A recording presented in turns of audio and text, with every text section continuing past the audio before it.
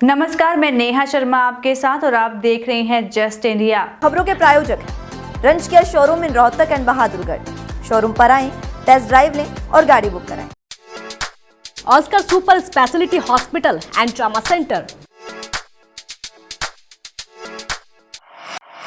पश्चिम बंगाल में लोकसभा चुनावों के लिए बीजेपी ने धुआंधार प्रचार किया। बीजेपी ने ममता बनर्जी की पार्टी को चुनौती दी थी कि इस बार वो टीएमसी का किला ढहा देगी, लेकिन जब चुनाव के नतीजे आए तो खुद बीजेपी औंधे मुंह गिर गई। बता दें कि साल 2019 के लोकसभा चुनाव में टीएमसी ने 22 सीटें जीती थी, वहीं बीजेपी 18 सीटें जीतने में कामयाब हुई थी।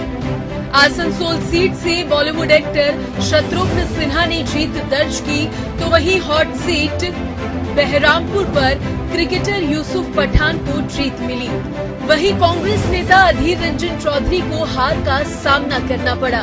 उत्तर प्रदेश के बाद सबसे ज्यादा लोकसभा सीटों वाले महाराष्ट्र में जहां एनडीए को भारी नुकसान हुआ, तो वहीं इंडिया गठबंधन ने अच्छा प्रदर्शन किया। बता दें, साल 2019 के चुनाव में एनडीए ने कुल 41 सीटें जीती थी, जिनमें बीजेपी ने अकेले 23 सीटों पर जीत का परचम लहराया था। अमरावती हॉट सीट पर बीजेपी उम्मीदवार नवनीत राणा चुनाव हार गई है। उन्हें कांग्रेस के बलवंत वानखेड़े ने शिकस्त दी।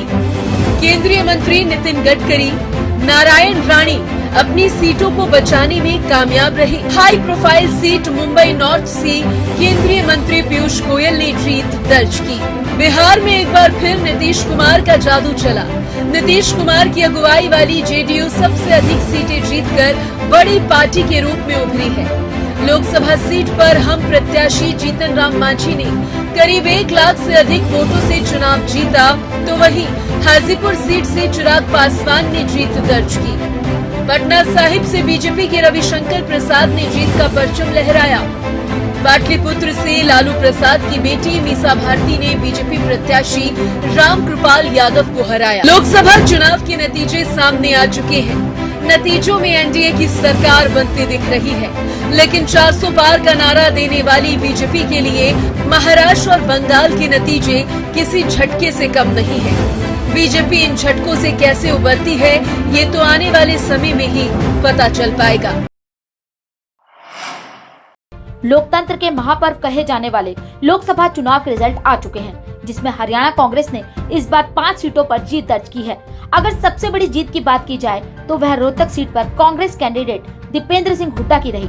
दीपेंद्र ने BJP candidate doctor Arvind Sharma को बुरी तरह से पछाड़कर पिछली हार का बदला लेते हुए 3,45,298 वोटों से हराया है। वहीं दीपेंद्र को धरातल पे की गई मेहनत और अपने कार्यकाल में क्षेत्र में किए विकास कार्यों का इनाम जनता ने दिया है, जिसके चलते समर्थकों ने दीपेंद्र की जीत के बाद शहर भर में ढोल नगाड़ों के साथ विजय जुलूस निकाला। कुल जो ईवीएम और पीबी के जो वैलिड वोट्स है, उनको मिला के 12,48,446 वोट्स काउंट हुए, एंड जिसमें से कांग्रेस उम्मीदवार के 7,83,578 और बीजेपी के उम्मीदवार के 4,38,280। सो कुल 3,45,298 के मार्जिन से इंडियन नेशनल कांग्रेस के श्री दीपेंद्र सिंह हुड्डा जी विजयी घोषित। वहीं सबसे बड़ी बात यह रही कि दीपेंद्र हुड्डा ने रोहतक लोकसभा में पड़ने वाली सभी 9 विधानसभाओं में जीत हासिल की है।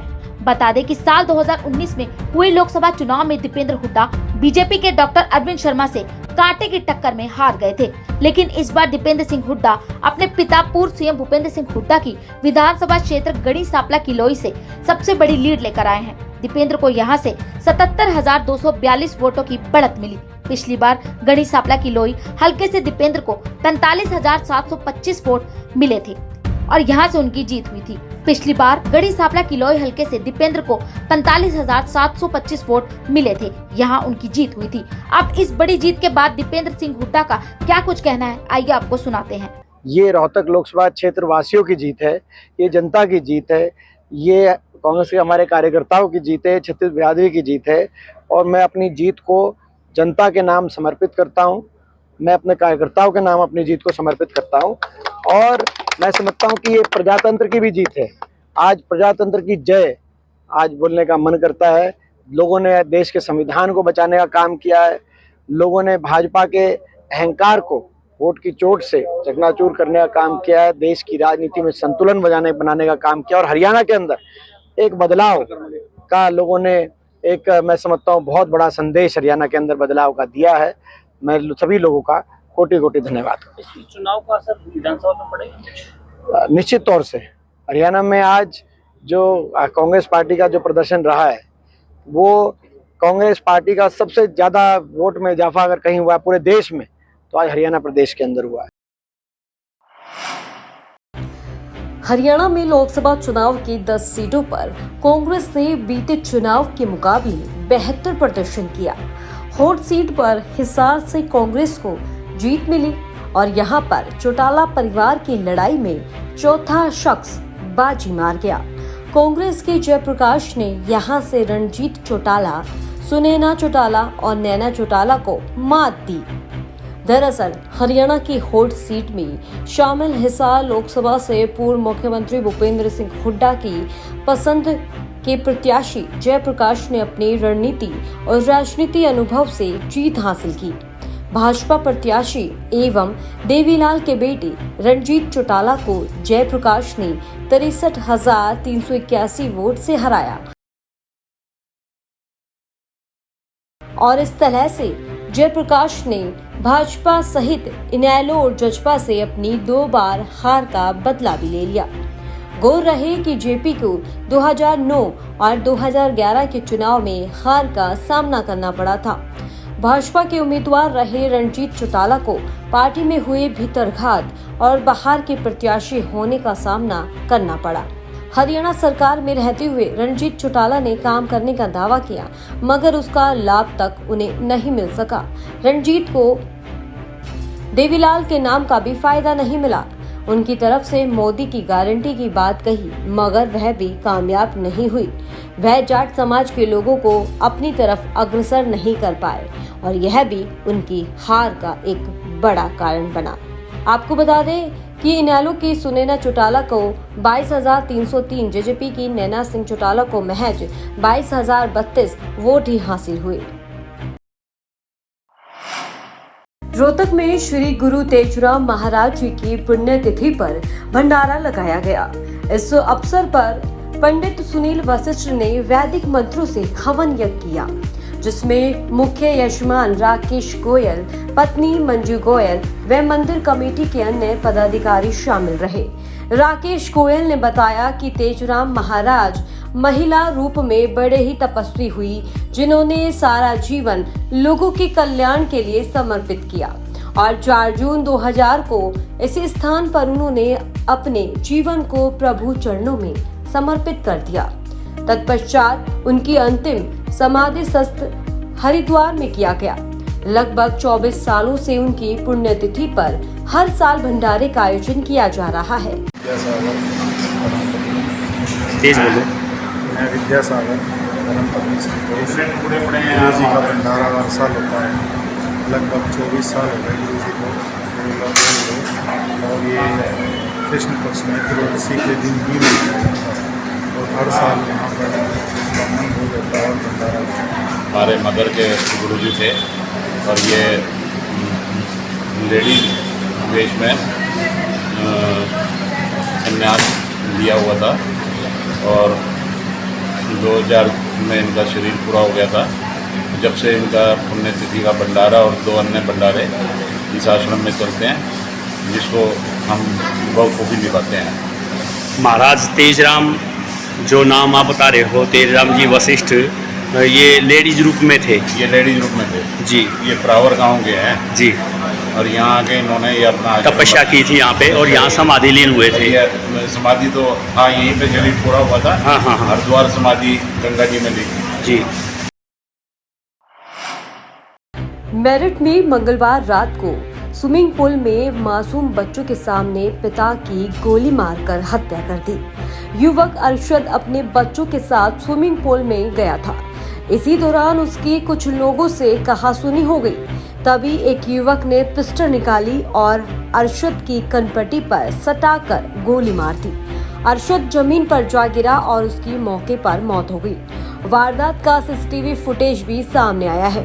इसमें युवकों की भीड़ दिख रही है। इसी बीच नीली जींस और टी शर्ट में अरशद वहां पहुंचता है और कुछ देर ठहरने के बाद वापस लौटने लगता है।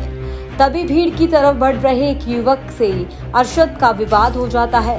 कुछ देर तक कहासुनी होती है और इसी बीच युवक ने बंदूक निकाली और अरशद को गोली मार दी। मामला लोहिया नगर थाना के बड़ाना स्विमिंग पूल का है। मरने वाला युवक अरशद नौचंदी थाने का हिस्ट्री शीटर था। उस पर 18 मुकदमे दर्ज है। आरोपी बिलाल पर भी हत्या और हत्या के प्रयास का केस है।